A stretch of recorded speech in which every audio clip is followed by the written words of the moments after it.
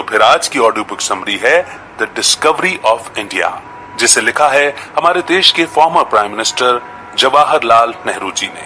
ये बुक हमारे former prime minister Jawaharlal Nehru का मास्टरपीस मानी जाती है।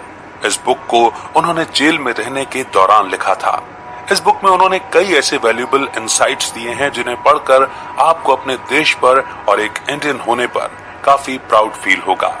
हम सब जानते हैं कि पंडित जवाहरलाल नेहरू एक ग्रेट स्टेट्समैन थे, लेकिन शायद बहुत कम लोगों को ये बात पता है कि वो एक अच्छे राइटर और जाने माने हिस्टोरियन भी थे।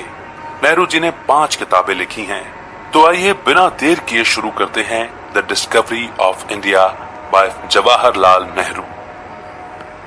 डिस्कवरी ऑफ इंडिया बुक हमारे देश के फॉर्मर प्राइम मिनिस्टर और फ्रीडम फाइटर पंडित जवाहरलाल नेहरू ने लिखी है। ये बुक उन्होंने 1942 और 1946 के बीच लिखी थी, जब उन्हें अहमदनगर किले में नजरबंद रखा गया था।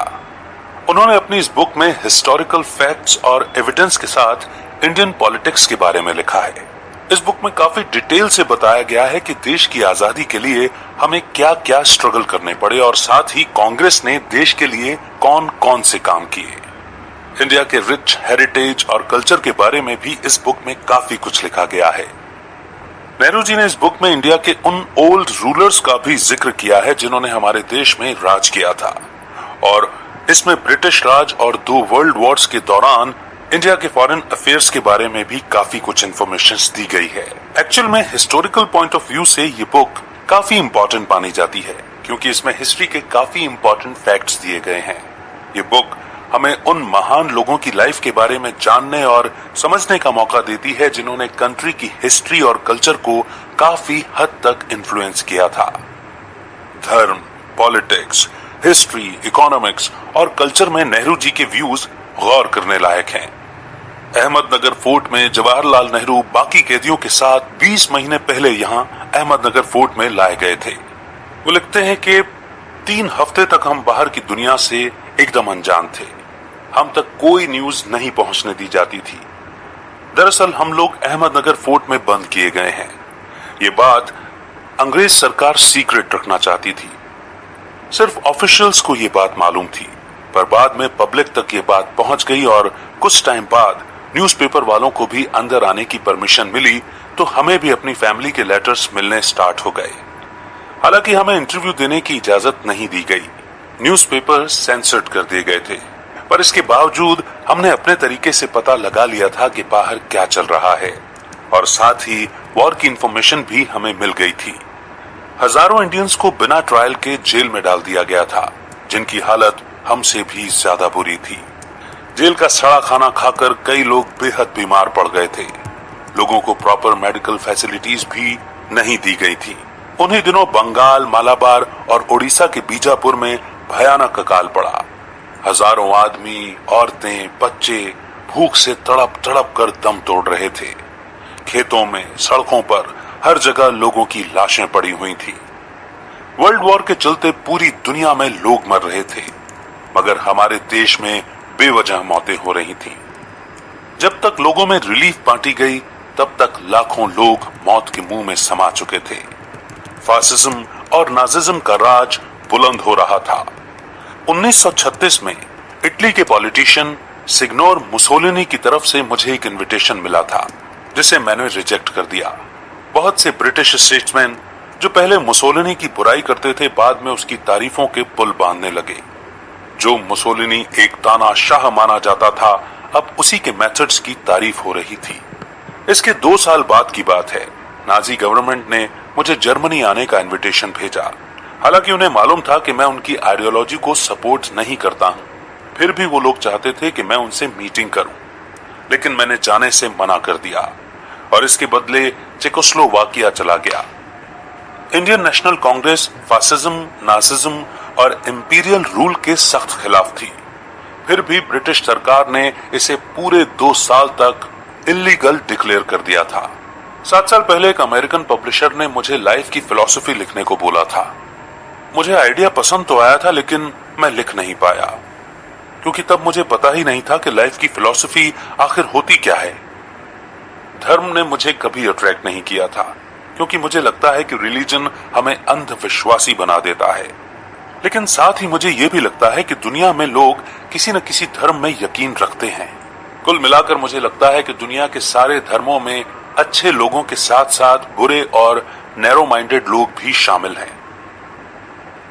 अपनी वाइफ कमला का जिक्र करते हुए वो लिखते हैं, सितंबर 1935 में मुझे अचानक एक दिन अल्मोड़ा की जेल से रिहा कर दिया गया क्योंकि मेरी वाइफ की हालत बहुत क्रिटिकल थी।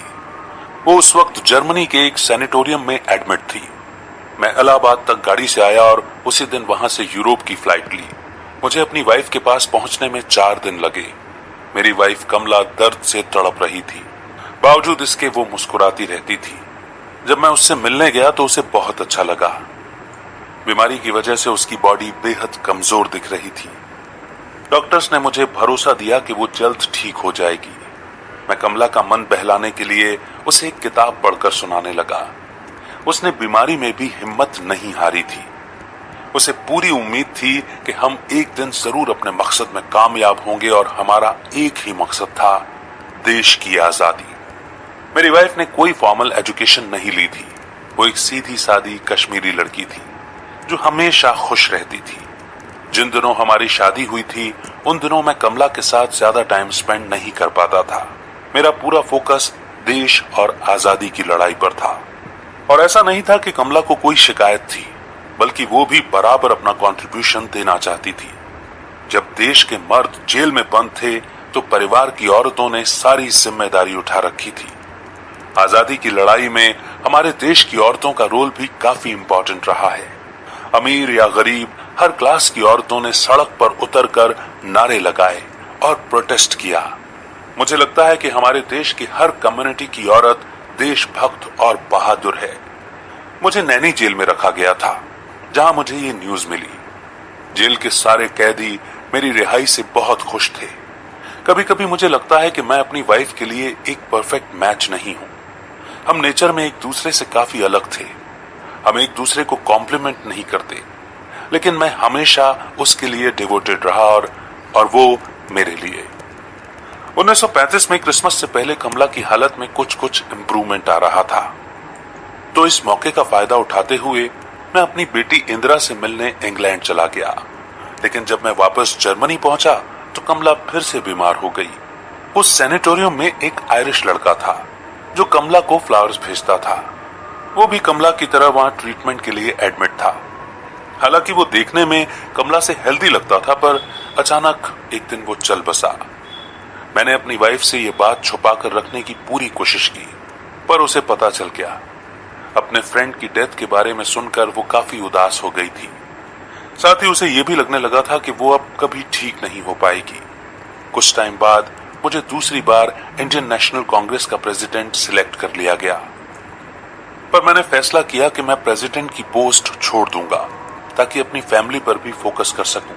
लेकिन कमला ने मुझे प्रेसिडेंट की पोस्ट नहीं छोड़ने दी। वो नहीं चाहती थी कि मैं उसकी वजह से अपना काम छोड़ दूं। जनवरी 1936 में कमला को स्विट्जरलैंड के दूसरे सैनिटोरियम में शिफ्ट किया गया। मैंने सोचा कि मैं कुछ महीनों के लिए इंडिया जाऊंगा, पर कमला चाहती थी कि मैं उसे छोड़कर कहीं न जाऊं। लेकिन वो ये भी नहीं चाहती थी कि मैं अपनी प्रेसिडेंसी की ड्यूटीज मिस करूं। अपने आखिरी दिनों में उसने मुझे बताया कि उस कमरे में एक साया दिखता है जो उसका नाम पुकारता है, लेकिन मैंने कभी कोई साया नहीं देखा। और 28 फरवरी के दिन कमला मुझे छोड़कर चली गई। उस वक्त सिर्फ मेरी बेटी इंदिरा और मेरा एक close friend doctor M Atal मेरे साथ थे। The Indus valley civilisation. हमें जो इंडिया की सबसे पुरानी हिस्ट्री मालूम है वो है Indus valley civilisation. Western Punjab में हड़प्पा और सिंध में मोहनजोदाड़ो की डिस्कवरी हुई थी।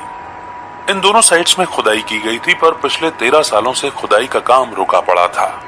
इस एक्सकेवेशन प्रोजेक्ट को बंद करने की सबसे बड़ी वजह थी द ग्रेट डिप्रेशन। मैं 2 बार मोहनजोदाड़ो की साइट देखने गया था। जब दूसरी बार मैं वहां गया तो मैंने नोटिस किया कि बारिश और सूखी हवा ने काफी सारी बिल्डिंग्स को नुकसान पहुंचाया था जो स्टार्टिंग में खोदी गई थी। ये जगह 5000 साल से भी ज्यादा टाइम से जमीन में दबी हुई थी, लेकिन जब इनकी खुदाई हुई तो ये देखभाल की कमी की वजह से खराब हो रही थी। आर्कियोलॉजिकल डिपार्टमेंट के ऑफिसर ने बताया कि उन्हें बिल्डिंग्स को प्रोटेक्ट करने के लिए प्रॉपर फंडिंग नहीं मिल रही थी। इंडस वैली सिविलाइजेशन काफी डेवलप्ड मानी जाती है और हमारे पूर्वजों ने इतनी प्रोग्रेस करने के लिए काफी कुछ सीखा होगा। कुछ लोगों का कहना है कि इंडस वैली सिविलाइजेशन अचानक आई एक तबाही के कारण खत्म हो गई थी, लेकिन इतनी महान सभ्यता के खत्म होने की असली वजह क्या थी, निश्चित तौर पर कोई नहीं जानता। पुराने इंडियन लिटरेचर में हिंदू टर्म कहीं यूज नहीं हुआ है, तो हिंदुइज्म को एक कल्चर समझ लेना भूल होगी, क्योंकि ये एक रिलीजन में डेवलप हुआ है। हिंदू शब्द असल में संस्कृत के शब्द सिंधु से निकला है, यानी large body of water. Sindhu नदी के लिए मान सकते हैं जो इस इलाके से होकर गुजर सकती है। वेदों में इंडियन कल्चर के बहुत पुराने रिकॉर्ड्स मिलते हैं। कई हिंदू वेदों को देवताओं की वाणी मानते हैं, यानी वेदों के श्लोक देवताओं ने इंसानों को सुनाए थे। आर्यंस जब भारत आए तो एक नई प्रॉब्लम शुरू हो गई। दरअसल आर्यंस खुद को सुपीरियर समझते थे, उन्हें अपनी जाति पर प्राउड था। उनकी इसी सोच के चलते हमारे देश में कास्टिज्म की शुरुआत हुई। आर्य शब्द का मतलब है टू टिल, यानी खेती करने वाले। ये लोग फार्मिंग को एक नोबल प्रोफेशन मानते थे। उनके रेशियल सुपीरियरिटी के आइडिया ने ही कास्ट सिस्टम की नींव रखी थी। लोगों को काम के आधार पर ग्रुप में डिवाइड किया गया, वैश्य, क्षत्रिय, ब्राह्मण और शूद्र। ब्राह्मण पुजारी होते थे, यानी कास्ट सिस्टम के टॉप पर। उसके बाद क्षत्रिय आते थे जो सोल्जर्स होते थे। उसके बाद वैश्य जो बिजनेसमैन, खेती बाड़ी करने वाले, आर्टिस्ट और मर्चेंट्स होते थे। शूद्र सबसे नीचे रखे गए थे क्योंकि ये लोग लेबर और अनस्किल्ड वर्कर होते थे। ब्राह्मणों को ब्रह्मा यानी मोस्ट इंटेलिजेंट का सक्सेसर माना गया, इसीलिए उन्हें सोसाइटी में पावरफुल पोजीशन मिली थी। नेक्स्ट चैप्टर है the Arabs and the Mongols. जब famous Chinese scholar Hiuen Tsang Bharat के नालंदा यूनिवर्सिटी में पढ़ने आया था, तब अरब में इस्लाम अपने पैर पसार रहा था। नालंदा यूनिवर्सिटी बिहार में है। इस्लाम को इंडिया आने में पूरे 600 साल लगे। अरब ने दुनिया के काफी देशों में कब्जा किया था, फिर अरबों को तुर्किशों ने रिप्लेस कर दिया। यही लोग इंडिया में इस्लाम लेकर आए थे। सिंध बगदाद से अलग होकर एक मुस्लिम स्टेट बना। फिर धीरे धीरे इंडिया और अरब देश के बीच कांटेक्ट बढ़ता चला गया।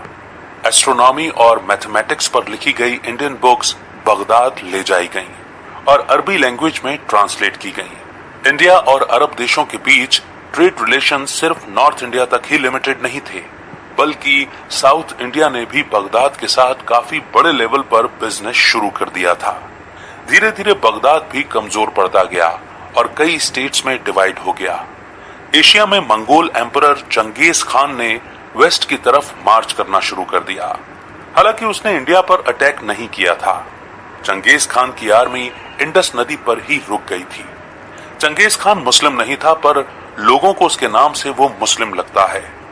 वो शामनिज्म में यकीन रखता था, एक रिलीजन जो स्काई यानी आसमान की पूजा करता है। इस टाइम तक अरब फिजिशियंस यूरोप और एशिया में फेमस हो चुके थे। इब्न सीना यानी अविस्ना को प्रिंस ऑफ फिजिशियंस बोला जाता है। इंडिया का फिलॉसफी में कोई सिग्निफिकेंट इन्फ्लुएंस नहीं था, इसीलिए अरब्स ग्रीक फिलोसोफर्स जैसे प्लेटो और अरिस्टोटल में इंटरेस्ट लेने लगे थे। AC 1000 में अफगानिस्तान का सुल्तान महमूद पावर में आया और उसने इंडिया पर अटैक करने शुरू कर दिए। गजनी के महमूद ने भारत को बुरी तरह से लूटा और यहाँ के बहुत लोगों को मारा, स्पेशली हिंदुओं को। जब महमूद ने पंजाब पर कब्जा किया तो हिंदुओं का दिल जीतने के लिए उसने आर्मी और एडमिनिस्ट्रेशन में कई हिंदुओं को हाई पोस्ट पर अपॉइंट किया। 1030 में महमूद मर गया। उसकी डेथ के बाद उसके सक्सेसर्स 160 सालों तक राज करते रहे।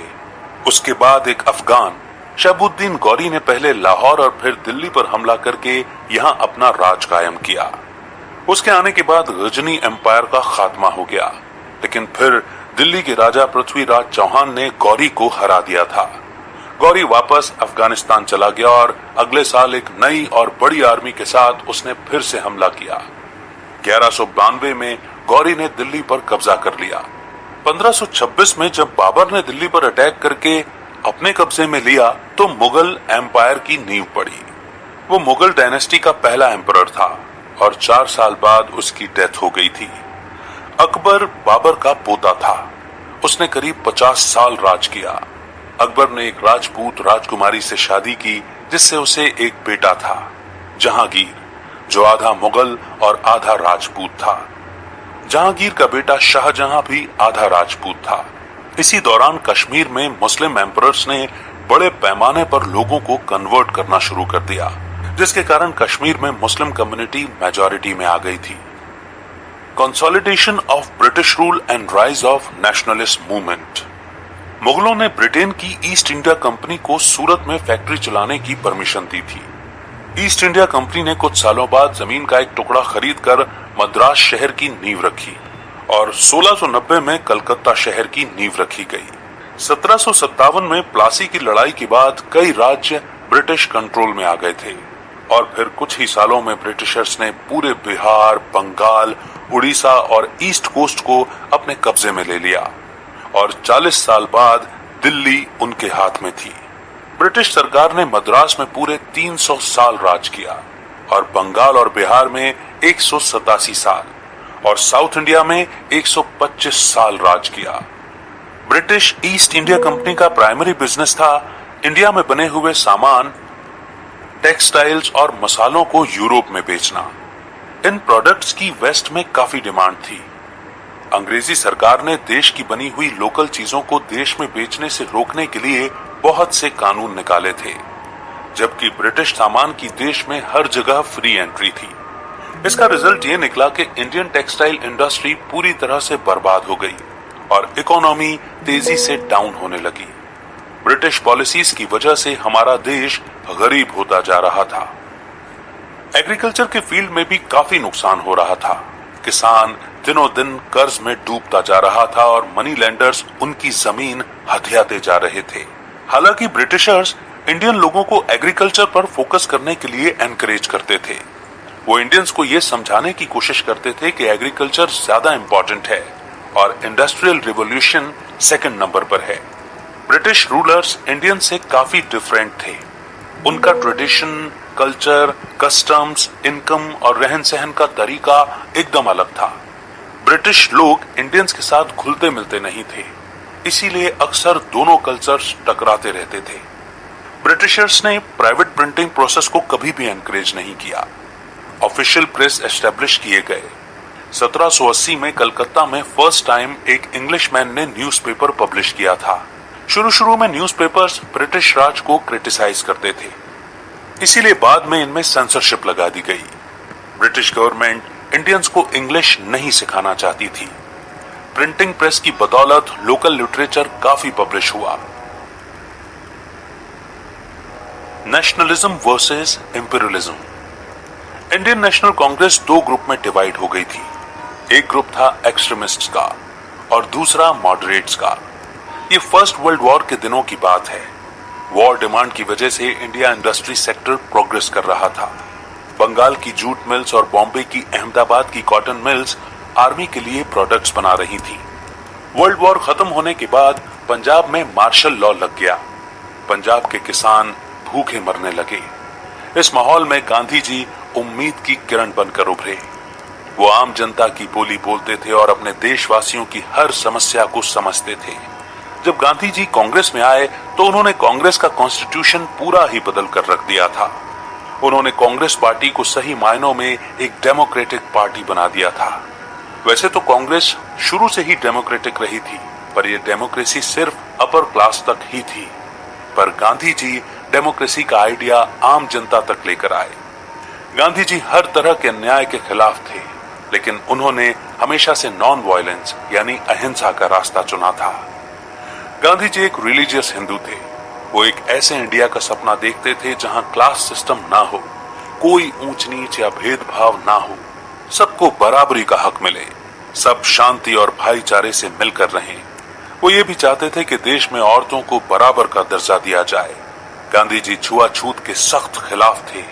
वो ये मानते थे कि भारतीय कल्चर न तो हिंदू है और न ही इस्लामिक, बल्कि उनका कहना यह था कि इंडिया का कल्चर अलग अलग धर्मों और रीति रिवाजों से मिलकर बना है। जब कांग्रेस में बड़े बड़े बदलाव आ रहे थे, उन्हीं दिनों बर्मा इंडिया से अलग होकर एक सेपरेट कंट्री बन गया। 1906 में मुस्लिम लीग की फाउंडेशन रखी गई। कुछ स्मॉल मुस्लिम ऑर्गेनाइजेशंस थे जिन्हें पब्लिक सपोर्ट करती थी, पर ये ग्रुप्स ज्यादातर कांग्रेस के थ्रू अपना काम करते थे। इंडिया में यूरोप की तरह माइनॉरिटीज रेस पर बेस्ड नहीं है, बल्कि हमारे देश में रिलीजन बेस्ड माइनॉरिटीज हैं। इसीलिए मुस्लिम माइनॉरिटीज को एक सेपरेट इलेक्टोरेट्स दे दिया गया। मुस्लिम कम्युनिटी 2 सेक्शन में डिवाइडेड है, शिया और सुन्नी। दोनों सेक्शन में इस बात को लेकर डिस्प्यूट है कि प्रॉफेट मोहम्मद का राइटफुल सक्सेसर कौन है, जो कि इस्लामिक कम्युनिटी का खलीफा होगा। इंडिया और बाकी देशों में सुन्नी ग्रुप मेजॉरिटी में है। इंडिया में शिया मुस्लिम्स का अपना एक सेपरेट ऑर्गेनाइजेशन है, मगर मुस्लिम लीग के लीडर मोहम्मद अली जिन्ना मानते थे कि इंडिया में 2 देश हैं, एक हिंदू और एक मुस्लिम, और जिन्ना की इसी 2 नेशन थ्योरी ने आगे चलकर पाकिस्तान को जन्म दिया। World war 2। Indian national Congress देश की लोकल प्रॉब्लम्स में उलझी हुई थी। इनके पास इंटरनेशनल मुद्दों के लिए वक्त नहीं था। 1920 के शुरुआती दौर से कांग्रेस ने फॉरेन अफेयर्स में थोड़ी दिलचस्पी लेना शुरू की। मुस्लिम ऑर्गेनाइजेशंस पैलेस्टीनियन कॉन्फ्लिक्ट में इंटरेस्टेड थे और उन्होंने वहां रह रहे मुस्लिम्स के लिए रेजोल्यूशंस भी पास कर दिए। अभी इटली मुसोलिनी दुनिया की शांति के लिए कोई बड़ा खतरा बनकर नहीं उभरा था। मुसोलिनी के फासिस्ट रूल से ब्रिटिश गवर्नमेंट को कोई प्रॉब्लम नहीं थी, बल्कि दोनों के बीच अच्छे टर्म्स थे। हालांकि सोवियत यूनियन इटालियंस के साथ नहीं थी। इस सिचुएशन की वजह से सोवियत यूनियन के खिलाफ फ्रांस और इंग्लैंड के बीच कॉन्फ्लिक्ट चल रहा था। इंडिया ब्रिटिश सरकार के अगेंस्ट सोवियत यूनियन का साथ दे रहा था। 1927 में कांग्रेस ने फॉरेन पॉलिसी का एक ड्राफ्ट बनाना स्टार्ट किया। अब तक हिटलर और उसकी नाजी आर्मी पावर में आ चुकी थी। कांग्रेस नासिज्म के खिलाफ थी। जिस तरह से नाजी आर्मी जीयूस को मार रही थी, उन्हें टॉर्चर कर रही थी, किसी भी हालत में एक्सपेक्ट नहीं किया जा सकता था। इंडिया को जीयूस के साथ पूरी हमदर्दी थी। हम इंडियंस भी इनके जैसे ही रेसिज्म के शिकार थे और गोरों के अत्याचार झेल रहे थे। पर इस सब के बावजूद यूनाइटेड स्टेट्स ने किसी की भी साइड नहीं ली, बावजूद इसके कि उनकी हमदर्दी इंग्लैंड, चाइना और फ्रांस के साथ थी और नासिज्म से उन्हें भी उतनी ही नफरत थी। यहाँ इंडिया में गांधी जी नेशनलिज्म का नारा लगा रहे थे और साथ ही वर्ल्ड पीस की डिमांड भी कर रहे थे।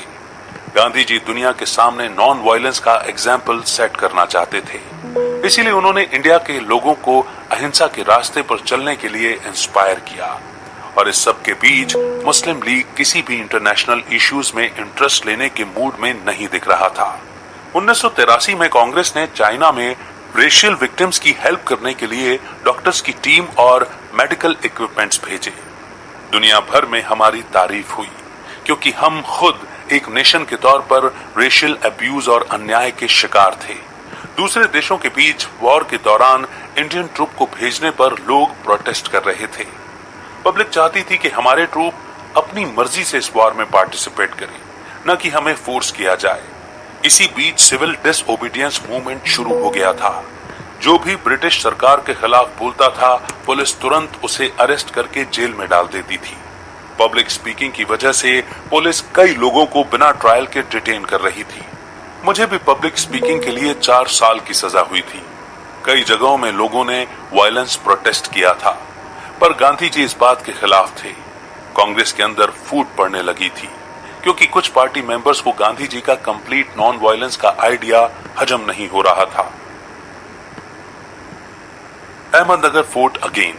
9 अगस्त 1942 की सुबह सुबह पूरे हिंदुस्तान में जगह जगह लोगों को अरेस्ट किया गया। अहमदनगर की जेल में बंद कैदियों को इस बारे में ज्यादा जानकारी नहीं मिल पाई। बाहर जो कुछ भी हो रहा था, हम बस उसका थोड़ा बहुत अंदाजा लगा सकते थे।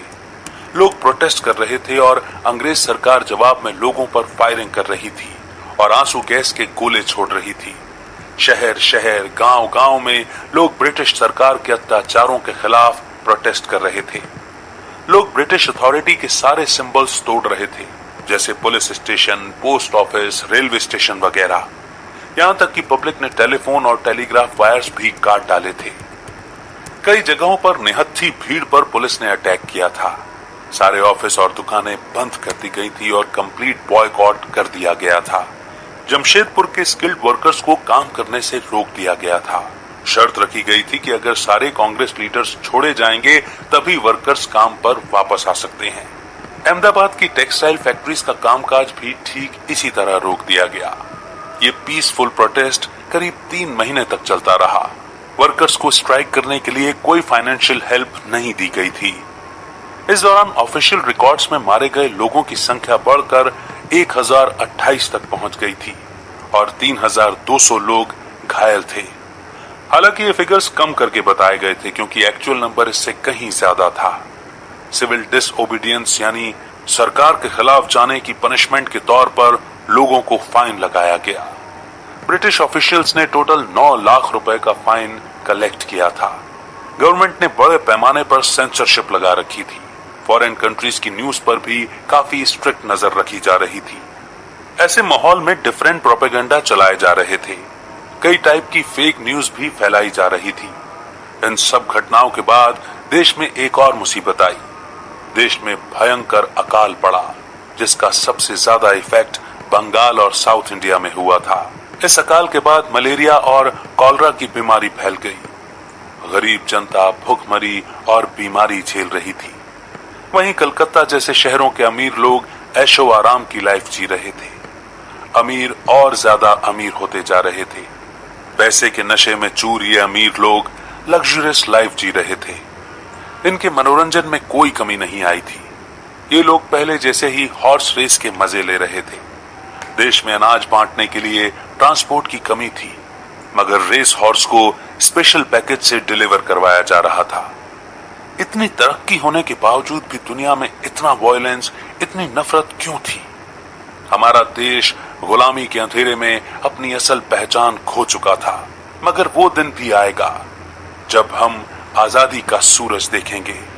आज का भारत अपने ओल्ड ट्रेडिशंस और वेस्टर्न सिविलाइजेशन के बीच कहीं फंसा हुआ है और अपनी एक नई पहचान बनाने की कोशिश कर रहा है। तो दोस्तों, इसी के साथ ये ऑडियो बुक समरी यहीं पर समाप्त होती है। ये बुक इंडिया के फ्रीडम स्ट्रगल के बारे में लिखी गई है और इसमें हमारे देश के सभी अर्ली एम्परर्स यानी हमारे देश में किस किसने राज किया था, इसकी इंफॉर्मेशन भी हमें मिलती है। हमने इस बुक में इंडिया के रिलीजियस, पॉलिटिकल और जियोग्राफिकल पोजीशन के बारे में नेहरू जी के व्यू पॉइंट्स पढ़े, जो उन्होंने काफी डीपली डिस्क्राइब किए हैं।